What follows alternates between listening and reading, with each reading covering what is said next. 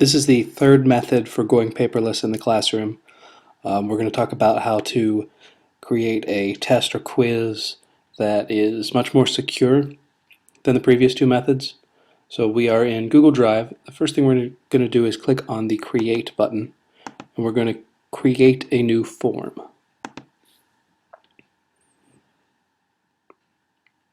It brings up this pop-up where we can choose a fun background if we want it, but the default background is fine. Alright, at the top we see require school login to view this form. That's important. The second one is important. Automatically collect respondent's school username.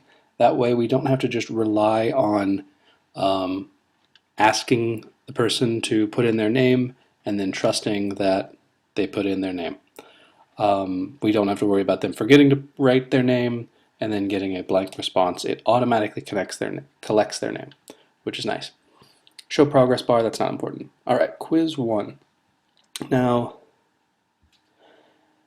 I'm just going to copy and paste from my Microsoft Word document here.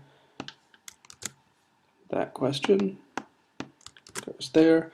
Help text is unnecessary. Question type is multiple choice. If I wanted to, I could have multiple choices for the students, but this is just a short text answer just to fill in the blank. So they'll just write their answer in there. Next item.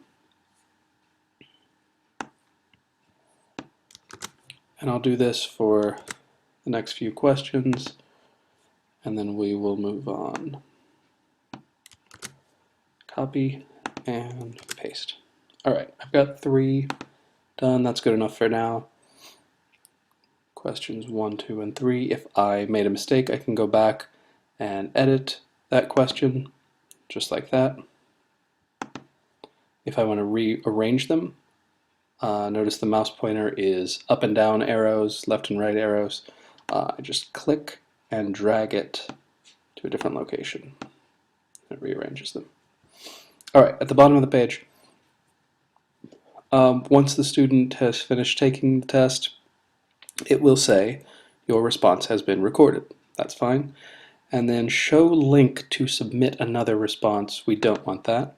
Publish and show a link to the results of this form to all respondents. No, we don't want everyone to see what everyone else wrote.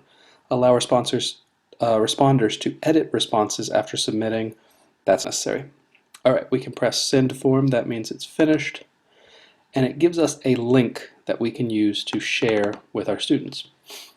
So I'm just going to copy this. It is also possible to send this through an email, but yeah, we're just going to copy this.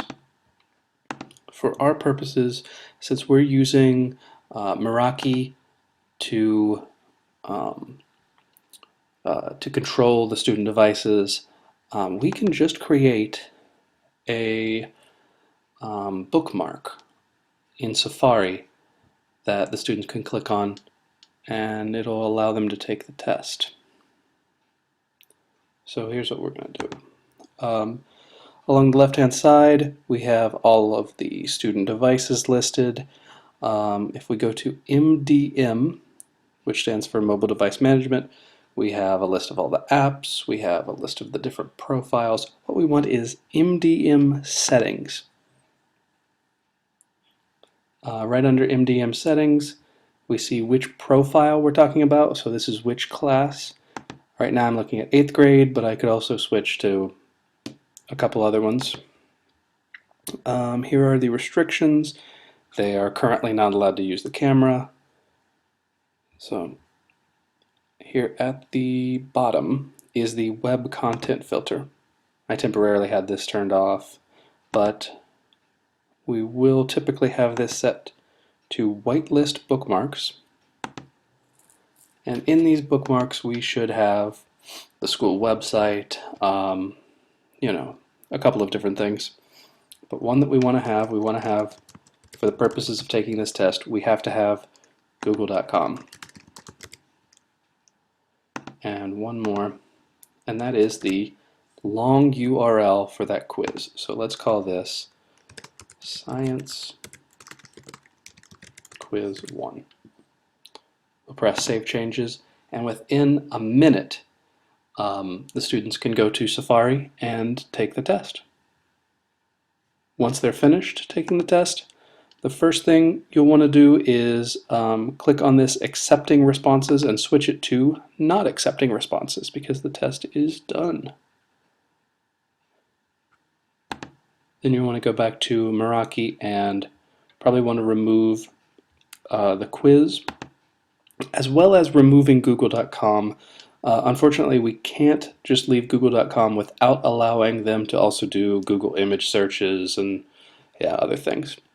So we can delete that one as well. All right, that's it.